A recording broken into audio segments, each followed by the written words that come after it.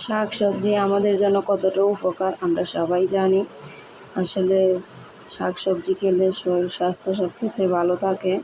এদিকে তো বাচ্চাদের জন্য কিন্তু শাক খুবই ভালো খাবার, তো পুষ্টিকর খাবার। তারপরে আবার বাচ্চারা কিন্তু শাক খেতে খুবই পছন্দ করে। সেজন্য তো আমি প্রায়ই শাক রান্না করি, শাক রান্নার ভিডিওগুলো আপনাদেরকে দিই। এখানে আমি কলমি শাক নিয়ে নিয়েছি।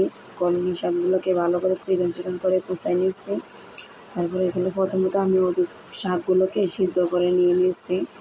তারপরে এখানে আমি শাকগুলোকে ভালো করে রান্না করে নিয়েছি।